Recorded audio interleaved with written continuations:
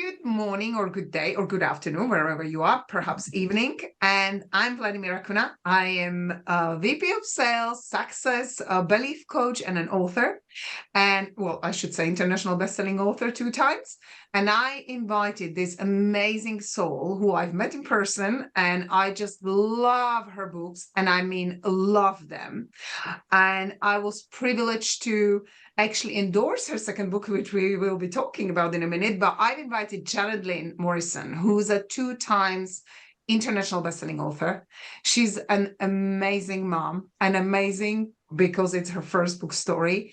And it's just, her journey really inspires me in many, many ways. I love people like Janet-Lynn because they are showing us what's possible. And I'm going to allow her to continue the introduction with asking her, how did you, Janet? Well, welcome first, and then tell us, how did you develop your passion for your books? Thank you so much, and congratulations to you too. And I love what Vladdy said a moment ago when she was introducing me, and she said to show everyone what's possible, because I go by a tagline that is living impossibly, and I think it's just as important to show people what's impossible too, because anything that is impossible is also possible. And I just love that because everything is possible if you decide it's something that you want to pursue. So I think Beautiful. that's really important. But I think Yes. that, uh, sometimes when you ask a person what their dreams are, they fluff it off and they think that dreams are something that you can only pursue or have when you're a child. And I think that that is really sad because, when we're children, we do have those dreams, but our dreams then turn into our aspirations and our goals when we're grown. And so when I was a child, I probably fell in love with music because music was always being played in the home. I fell in love with words and books because my parents read to me, and I remembered trying to read books at a very young age, and I instead of watching television, I was surrounded by books, and I went to a French school at the age of 4, and I remember trying to figure out how to read these French books, and I was reading German books as well because my mother was German, and words just were something that I was mesmerized by. I also learned to play the piano at 3, and then after the piano, it was violin. So, the things that we're surrounded by are usually the things that we become passionate about. And my father was an avid sportsman, and so I also loved sports. And I was daddy's little girl, so of course I wanted to please him. And I had a brother, and I lived in a neighborhood that was all boys. There were no girls, so there were no dollies for this girl. It was just all sports, sports. If I wanted to play, I had to be rough and tumble. And I may not look like someone that was rough and tumble, but You I, uh, don't? I really had to be. And these glasses and the many, many pairs that I've had over the years got smashed and crushed and whipped around over and over and over, and to my mother's dismay, and perhaps my own too. And my brother's, because he got grounded so many times for breaking them. But I think it's just it's who we become, what we surround ourselves with. And I think that that's very powerful because we can choose. We can choose what we surround ourselves with, who we surround ourselves with. And I think that once we recognize this in our life can really change. And you can really sit in that for a few moments and, create your life based on just thinking about that. I love what you said, and it's such an important sentence you said. It's who you become in a process of doing all the things. And you beautifully demonstrated how environment really impacts us. I had a similar story of growing up with boys. This is why everything was almost, as you say, rougher. But I find it a hugely beneficial doing it now because you just get on with things. You don't rely on anything. You almost have to learn to be the source, because males usually are, and especially in the older days, they were the ones who were really the idol sort of, and we had to look up to how tough they are.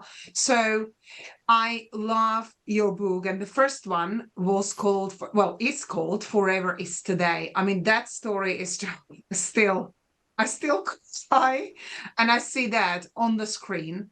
But I did invite you, so you can mention quickly something about it, but I did invite you to talk about your absolutely phenomenal book called The $1,000,000 Soup. I love it for a reason that it's such a great concept, and the way you've used to demonstrate on cooking your own soup, which is so true, because we are the creators of our happiness, and how we create our world. So many people out there still don't understand, and sometimes you go, oh, but you don't understand what's happening in the world, and this is happening to me. And actually the things are happening with us, not for us, they're happening with us. We're creating results with the way we feel and we think and vibrate, and then because of the vibration puts us on a certain frequency, and we attract like a magnet things to ourselves. And it's really tough, I'm going to say that word lovingly, to admit sometimes and take a responsibility that, oh, hold on, I'm having these results because I'm doing something wrong. And I think that's the breakthrough that happened to me, to go through things. And actually growing up with the boys, as you mentioned, is actually a good thing. You just don't dwell and overthink that. Males are kind of really straight thinkers. So that's why I found that actually helped me over the years, not to sit there with the girls and overthink things.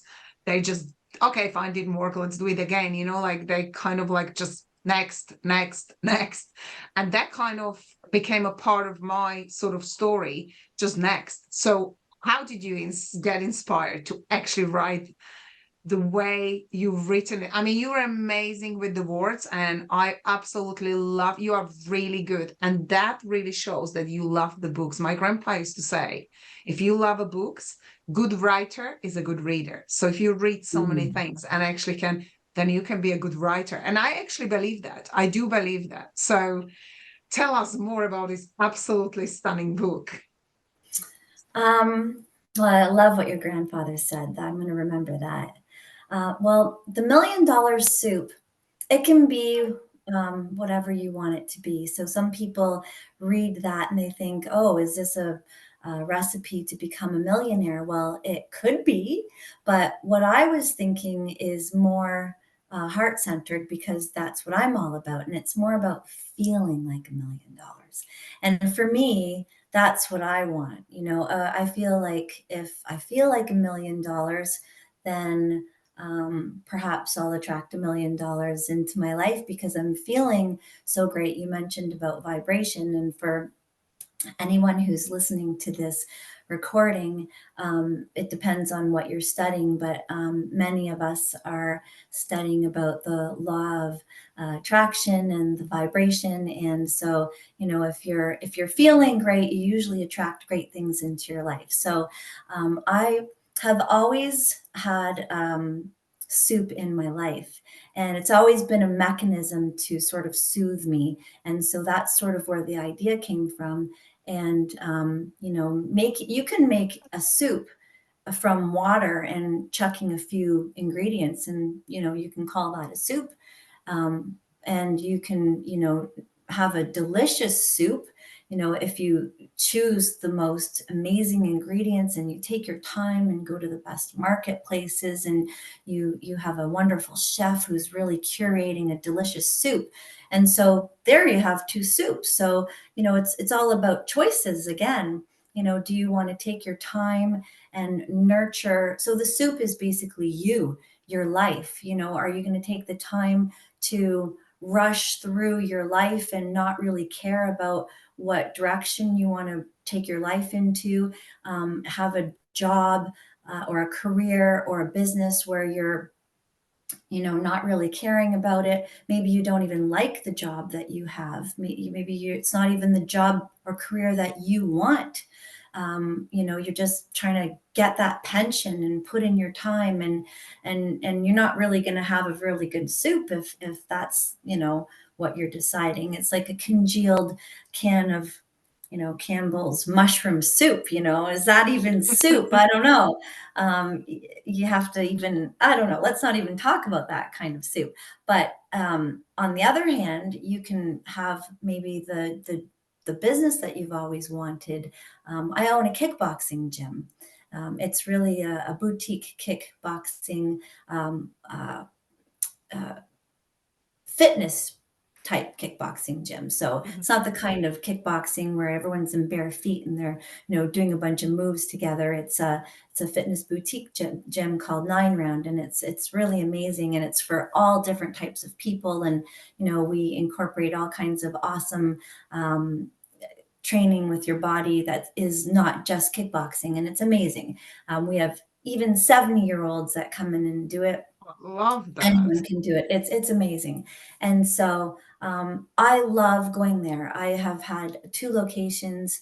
I've been doing this for 9 years, and there's not one day that I go there and I feel like, ugh, I have to go to work. It's a pleasure to be there. I'm always excited to open up the door, and it's like, who can I help today? And I I love get in that. there and I approach my members, and they're just like part of this big extended family. So that soup, that's one of the soups in my life, and the ingredients that I put in there is, perseverance and love and empathy, and so many more ingredients and I've been nurturing in that soup and stirring it and tasting it and adding, love to it, and there's tears and sweat. And so that's sort of like the idea of that soup. So you can have many soups in your life, and sometimes your soup fails, and maybe some soups you forget about and got cold, and you don't have to worry about those and spend time crying over them. You can just throw them out and get a new pot and start a new soup. So it's all about leaning into the failed soups and learning from them, and then starting a new one. But the whole idea is to be making soup. And the idea for the book you were asking about, when I was around 40, I'm 53 years young, or Don't look old. it. And you look I age, to me, fantastic. I think it's brilliant to be aging. I think it's the biggest gift, I and agree. I would never want to go back. I I have young wouldn't. women all the time, and they're like, "Oh my gosh, like, yeah, I'm so happy that I'm young. Like, ugh, isn't it weird getting old?" I'm like, it's the best gift in the world. I mean, the things that I know now, like, I just think it's wonderful, and I luxuriate in every year that I turn another year older. I I love it. love The you said wisdom. that. I Yeah. love you said that because it is really becoming such a huge part where people out there, and many people, like you mentioned, and it really fits I'm not good enough. And Yeah. like that feeling, people just need to stand. And I've heard a show, and I can't remember the name of the guy, but he was talking and asking someone, like, would you go back? And I thought before he answered, I said, I never would. I mean, there Mhm. are things which I actually don't anymore. When I was younger, I thought like, oh, would I have changed if I took a chance and did something else? But actually, every part of the journey is so perfect. Even the bad part or a good part, it's just the perception we actually have of it. So there's no good or bad.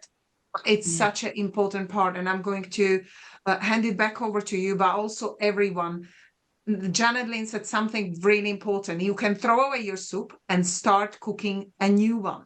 So if you're not happy at any point, which actually the book is about, she's writing about the analogy of the soup is really your life. So if you're not happy with the job, you're not happy with the results, you're not happy with the body you're in, you're not happy, obviously we need to fall in love with it, but it's just as easy as throwing the soup, putting a new pot, fresh one, get the new herbs, do the new idea, maybe do something a little jiggle but dance to get yourself in a Yeah. higher vibration and start. Every day is a brand new day. And I don't think we realize this, many of us. You can start your soup right now. I can just go and make a new one.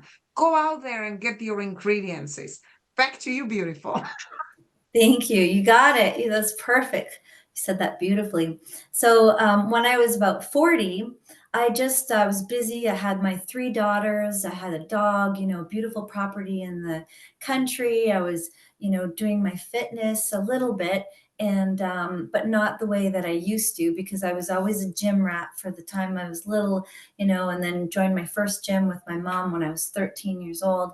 And I was doing so much for everybody. I was volunteering in nursing homes and, going to the food bank and just, living a crazy life. And thought I was very, very happy, but I kept hearing this little voice. And it was just, I kept hearing it. I kept hearing it. I kept hearing it. And then I realized that voice was me. It was this me that I hadn't heard from in such a long time and I had forgotten all about. And that voice got louder and louder. And I realized that I wasn't me any longer. I was the woman that I thought my husband wanted me to be. I was the, woman that I thought my brother wanted me to be. I thought my mother wanted me to be, my father wanted me to be, and they had long since passed away.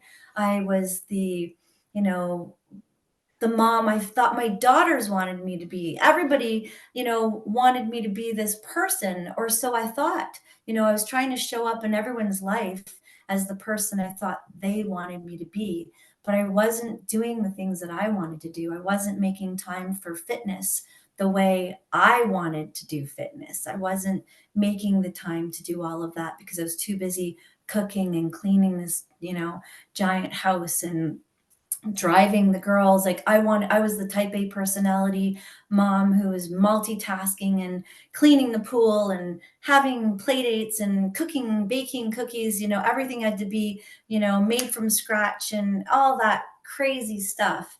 And what a waste of time. I mean, I just, maybe some women would think, well, no, that's not a waste of time. But for me, I was realizing that it was a waste of time because I could have done things a different way and had the same results for everybody, just showing them love and caring in different ways, and spent a lot more time, less cleaning and all of that sort of thing. So I used to think, my husband said to me one day, he said, one day you're going to, rather than curse, the moment of stepping on a Barbie shoe or a piece of Lego, you're going to cry, missing having those to step on. And I'm in that phase right now, because there are no Barbie shoes to step on. Like, my youngest daughter is 19 and lives 3,000 miles away in Calgary, Alberta. And so he was right. And so I wish I had done a lot less of that. But to the point here now is that I lost my identity. And that's what this soup was all about, was reclaiming, not even reclaiming, but just remembering who I was. And so I went back to the gym. I got back, the body that I wanted to have and the fitness routine that I wanted to have, which I had always wanted to do triathlons. So I started training for those. And then I got into, some really cool, races and this and that. And all of those people that I mentioned were like, who's this now? What's she doing? Then I got into boxing. I loved boxing. And I Oh. started to get into some competitions. And the people in my life were not happy about it. They're like, what is she doing this for? Like, you've got daughters, this could happen, that could happen. I'm like, this is what I'm doing, just get used to it. So that is something, that feeling of just reclaiming who you are, like, that changed everything for me. And then all of a sudden things started lining up. I started meeting people in my life who were also doing those sorts of things. What I mean by that is, reclaiming their lives and supporting me. And it was really wonderful. And then that led to finding out about this amazing kickboxing franchise. And I literally jumped right in with both feet and booked a ticket to South Carolina and met the franchise owners. And, you know, they're in 26 countries. Like, we're all over the place. And I was like, yeah, sign me up. I made a quick decision. I went home. I said to my husband, guess what? I'm buying, you know, 3 of these things, you know, and he was like, okay, you know, he knew that once I make up my mind, I'm going to do it. So it was a 10-year commitment. I have 4 years left. And in that time, I started to study Bob Proctor and Les Brown and all the greats. And I got, you know, so many certifications for this and that. And I just kept studying and personal development. And then I started to meet all the amazing people within this beautiful organization, you know, Peggy and Hasmark and all the people that everybody listening to this knows. And even though I haven't met them all and some of them aren't with us anymore, you know, it's just been a wonderful, wonderful ride, and I'm never getting off. And you know, Dr. Joe Dispenza and I just went to a week long, and the meditation and everything is just going to continue for me, and I'm so excited. And you know, there's so many more books to come. They're already written in my head, and most of them will probably be fiction with maybe a little nonfiction splashed in, just for as I gain more wisdom. And you know, it wasn't easy to write this book, because I think it took 5 years just to get comfortable with the idea of putting my own self out there. Because fiction, you can hide your truths and your dark secrets in a character, but when it's nonfiction, your name and your It's picture on it. is on it. So there's things, personal things in there.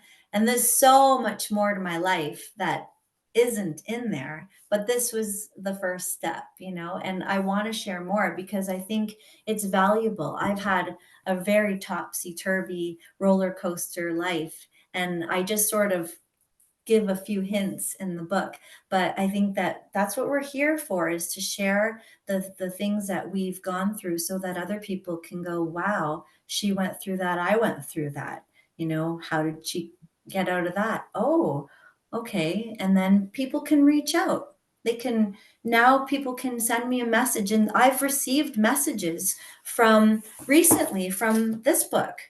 You Oh, know, wow. someone in the organization reached out to me and read it in one day, and it was the most beautiful message for me to read, and it really touched my heart and soul. And now I'm in touch with this beautiful person, and it was, I'll never forget her, and she'll never forget me. And that's what this is all about for me, Yeah. is being an author and being able to allow people to pull their heartstrings and to make a difference and to inspire them to feel something. Because this book is about getting people to wake up and to realize they're not happy, and there is something they can do about it, and not to be, you know, just stuck. And it's to shake them up and say, yes, you are stuck, and there is something that you can do. Stop going to that job. Stop it. Just, you know, pull up those socks and get a little strong and say, I'm not doing this anymore. There's something else for me out there. I love And that.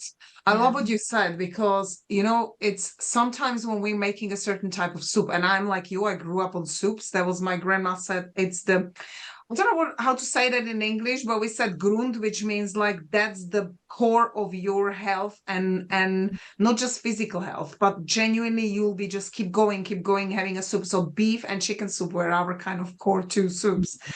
But if you're making a beef soup, for example, and you want to make a tomato soup or, you know, a pumpkin, you have to really tip it over and start over. But sometimes what we do with the life, what you just described, is we think we're going to change it by adding a different ingredients into the same pot. It doesn't work. You cannot create 5 different types of soups in one pot. It has to be almost, this is why I always say to people, if you want to transform, you need to declutter and let go and Yeah. make a space for something new to come in. Because if we're cramping the new stuff through the old, it's just not going to work, or temporarily it may, but you can't buy a new sofa and put it in the corner on the old sofa. The old one has to go. Make a space, and like Bob Proctor used to say, there is a vacuum law of prosperity. You allow something new by letting the old go. And that's the attachment we have to the old things is really what actually doesn't allow us to experience the life we would love to live. And that's why I love the way you're reminding to people, even going, I can go to forest. My parents actually pick up mushrooms and do all the herbs themselves. They dry them. So that soup would taste different. But why? Because like you said, it could be quickly, I can run to supermarket and still make the soup, but it's a different taste because they put so much love into it. They go and collect the herbs, then they dry them. The process of nurture, and you use that word a lot, it is the nurture, because we have so many gifts. But if we don't nurture them, they're just not being used. That's right. And I love what Oprah Winfrey say, and I always pointed at the interviews. It's my favorite line. She says, there is not a story that is being told that somebody else would not experience. I just love, ever since she said that, I was like, whoa, I'm adopting. I always mention her name because it is her sentence, but it really impacted me in such a great way because it's true. Everyone has a story, but we sometimes feel we don't want to share the vulnerability because it is really about being vulnerable. It's not just about showing the all glittery stuff, because actually the success is not the glitter. It's the hard work underneath, which people mostly don't see. They just look at the bland stuff which is seen, but there is so much time, persistence, energy, and passion and hard work and studying and just really never giving up. It's just there is not a person who just goes, oh, I'm an author, I can just write a book. I love what you said, you're writing this for 5 years. It's a journey. Becoming an author is a journey. Yeah. What's your intention with the book? What would you love people to actually, I know you did already mention the awakening, like to awaken and to see. So is that the main intention? I actually have a mini course that I've developed that is going to be available on my website, but I've also, I have a speech. So I have always had the intention of moving into the speaking arena. And so I have a speech that is about failure, be an epic failure. I have one that is about the $1,000,000 soup. And so I've always thought that, someday, because it's not it's not easy to sell books, right? So one of the things is that you go to an event, you get to speak, and then you get to sell your book at the end, or do a breakout room session. So I've always thought about, the trifecta, like having, get to go to one of these weekend getaways, like you were saying, or actually hosting one myself, or working with someone like you where, we host one, a few different women put one on together and we host it, and then we have our book and we have our session where we teach. This is 11 chapters, there's 11 principles, so that sort of thing. And my books all kind of work together. One of the things that you said a few moments ago about doing something and starting today, this title, Forever is Today, is a very meaningful title for this book, and just for this book and for everyone. It's forever is today. We don't know if we're going to have it tomorrow, and that was why I chose that, because today is all we've got. And this book is about someone that is afflicted with an illness and she doesn't know about tomorrow. So everything that she does, everything that she does, everything that we all do should be thinking about, let's make the most of today. And so, my whole idea for this book is, yes, I wanted to make it different. There's so much personal development books out there today. You have to be unique, for to reach people, and it's a different way of thinking about moving forward. And one of my members at my gym, she's 28. She's really cool. We all have fighter names. I'm Jawbreaker, and she's Goldilocks, even though she's got dark brown hair, but it's very cool, curly. And she said, I'm on chapter 3. And she was just chatting with me about her life.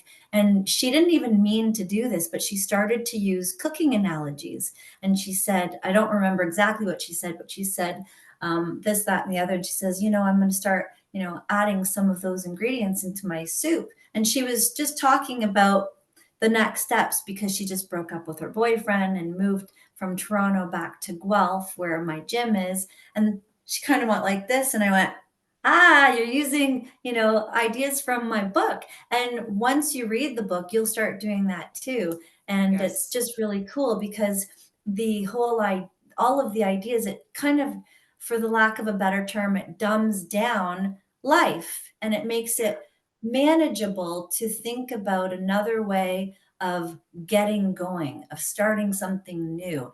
And a lot of the books that are out there are so phenomenal, like Atomic Habits and all of these amazing books, but they're not rudimentary. They're really not overwhelming. They're fantastic. But what I'm saying is for the lay person who's just getting into this stuff, it can be a lot, Yeah. and this whole idea of just grab a pot, add some water and start adding some ingredients. It's a really, so that's my Relatable. intention, It's just very to help. relatable for us. Yeah. It's just to help people get going. It's easy for someone to just start right now. Just grab a pot, get some water in it, and start adding some ideas and start stirring them, which is just start thinking about it. So that's what I my, love, sorry to disturb you, but I love when you just said it's for me the biggest takeaway, and I could not put that down. And for me, I always remember in the kitchen, like sometimes we have to not sometimes, we always have to create a good habit, but we don't like change or we don't like being changed. So, when we already spend some time on something, which is cooking the soup, let's do that. You're a beautiful analogy. It's like you now feel like, well, it's not quite there. And I already added so many things in there. It's just not what I really intended for it to be. And then it's just as easy as tip the pot. Just start over, and that will actually know what paradigm comes up with us is, oh, but I already spent so much time and ingredients, and that mm, stops us. But if we get into a habit of, oh, actually, this is not what I like, start over. Let's maybe put a good music or something so I can feel better about it and just start over.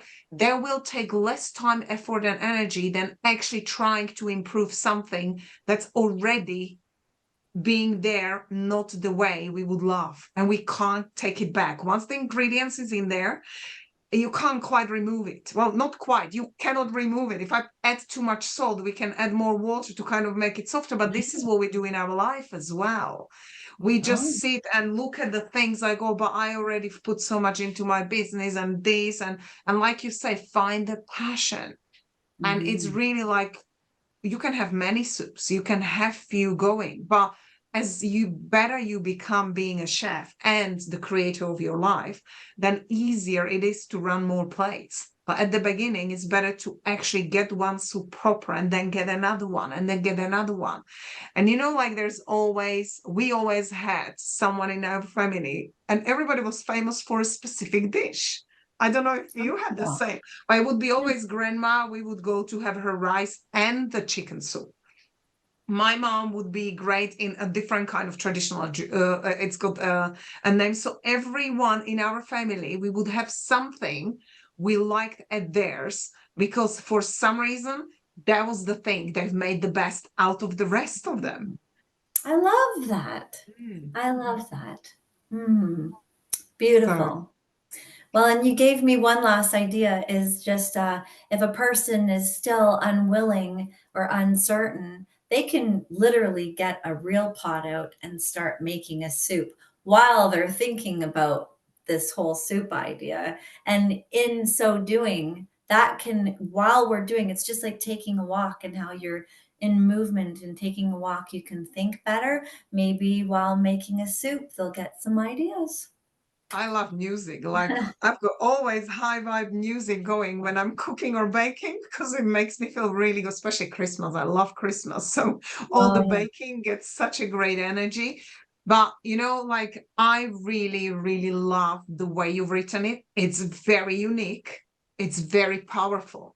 And it's very relatable to every single one of us, whether we're the best chefs or just moms, like you said, or just, doing a little soups. But it's such a powerful way to read it this way, because as you mentioned, there are different level of awareness which we have, which is okay. Everybody's exactly where they're supposed to be. And I've always believed that. Mhm. But to be aware of things, this is a really great way of even not being in the materials and understanding, hold on, this is what I'm not happy in my life, and I can just change it like this. But we don't Mhm. believe that most of the times. And I do have to point out one thing before we finish, because when you said it's hard to sell a books, well, me working with Peggy, that sentence is just a belief that can be changed. That's true. That's So true. you can sell many, many books, but yes, it is to get out there for a new author, because we're unknown. It's kind of, obviously, it's to find the path. It's like a make a perfect soup. You have to test it and just put more ingredients to see what works, what doesn't, how people respond to it. And that is such a powerful way. But I really recommend everyone to buy the book, because it is going to, I mean, just the thought of you changing. Now, Christmas magic adding to this is like you read the book and going, I can do anything. And like Janet-Lynn actually started, everything's possible. Everything within the realms of the nature. And whether you believe it or not, it is. So what if you took a chance and did something that you say, going to try? Because it's like trying a new soup. Just decide to be perfect in one soup and just created one soup until perfection. And that's something you can do with your life. And I really, really recommend that. I'm going to put all the links Janet-Lynn has, so you can reach out to her. You can follow her on her website, get the course when it's out, as she mentioned, soon to be ready. And I'm sure she will be happy to be either interviewed or anything, because it's such a powerful book. And I really, really believe everyone should read this. Like there is not a person on the planet who would not benefit from reading this very uniquely and powerfully written book. Any Thank you thoughts? so much. Thank you so Final much, thoughts? Betty. No, but just thank you for that reminder. And you got me on that one when I said it was hard to sell books. And you're absolutely right. They're already sold. So I'm thank trained you. by the best. I know. And thank you, Peggy, for all of the training that you've given Vladdy and myself. And I got caught on that one, and I'm happy that I did. So Yeah. I'll work on that. You But know this. We all say something where we get thank you reminded for, all the time. It's good. That's why we surround each other with people who just remind us, like, I know that. thank No. you, Vladdy, for your Thank wonderful you, beautiful, time. as well. Yeah, I love the interview and I love you. Thank you. I love you too, and thank you. And we'll see you soon. Okay, bye. Bye.